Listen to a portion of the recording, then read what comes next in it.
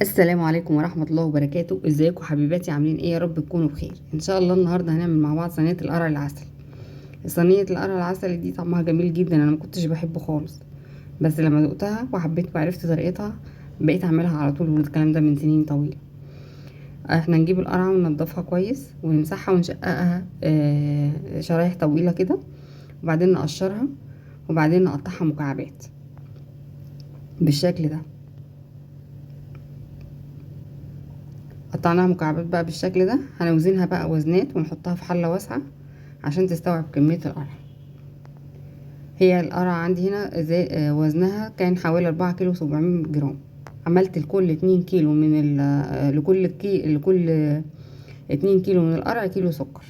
يعني هما اخدوا مني 2 كيلو ونص سكر، انا ما عملتهمش ل2 كيلو ونص سكر، انا قللت كمان شوية سكر وطلع سكرها معقول. يعني كل 2 كيلو من القرع لهم كيلو سكر بالشكل ده. هنحط بقى السكر على القرع ونهز الحله كده كويس عشان ايه؟ ينزل في قلبه السكر كله يبقى في كل جهات الحله عشان يغلف القرع كله بالشكل ده. نهزها كويس وبعدين ندخلها التلاجة لتاني يوم.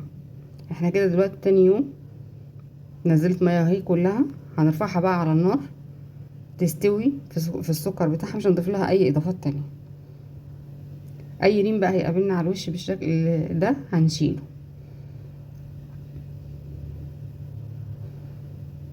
ونسيبها لحد ما تستوي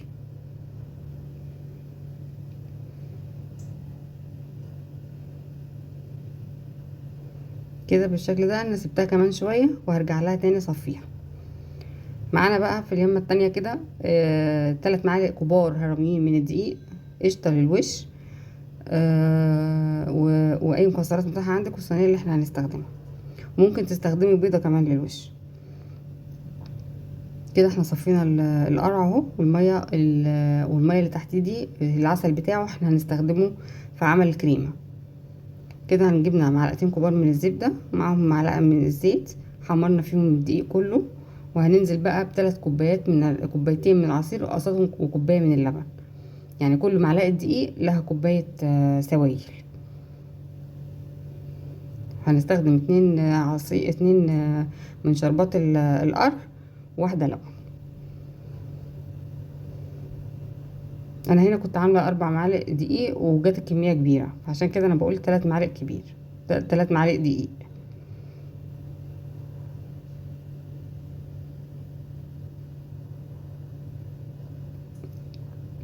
بالشكل ده. وايدينا فيها في التقليبة على طول علشان ما تكعتلش مننا بالشكل ده. نسيبها بقى لحد ما تطلع الفقاعات كده، يبقى هي كده الدقيق اللي فيها استوى كويس.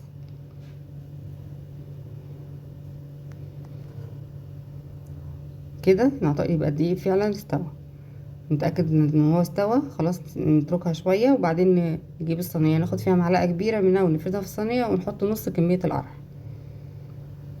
ونفردها كويس، واحنا ماشيين نتك عليها كده بالمعلقة اللي احنا بنفرد بيها علشان نبططها شوية، متبقاش حتت عالية وحتت واطية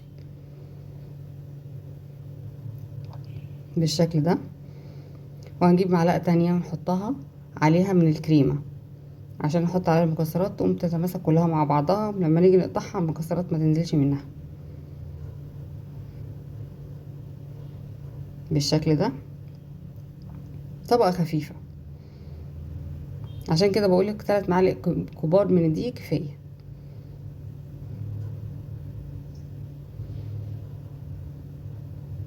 نحط بقى المكسرات ونوزعها كويس.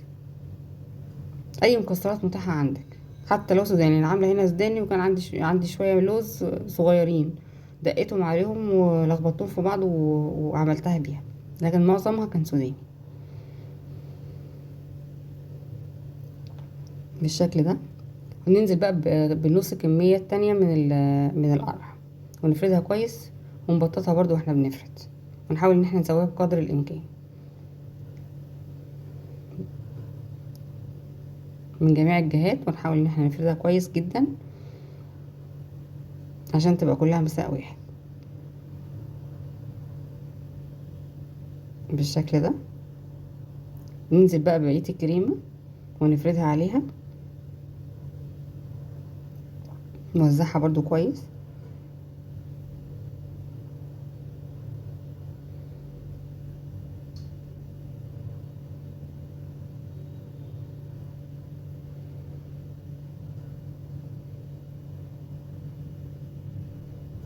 وبعدين هنحط طبقة القشطة. في الوقت ده ممكن احنا نضيف مع معلقة قشطة، نضيف بيضة ومعاها معلقة قشطة وشعرة فانيليا، ونحطها على الوش برضو كده، هتديها لون حلو جدا. انا نسيتها بصراحة، انا نسيت احط البيضة، انا عادة بحطها يعني، بس انا نسيت احطها المرة دي، فبتدي لون حلو. وهي كده، هي بعد ما طلعت هندخلها بقى طبعا على فرن عالي ومسبق وساخن مسبقا. وهي بعد ما طلعت وبعد ما قطعناها، وربنا يحسن ما بين ايدينا وايديكم يا رب. وما تنسونيش في اللايك والاشتراك. الى اللقاء.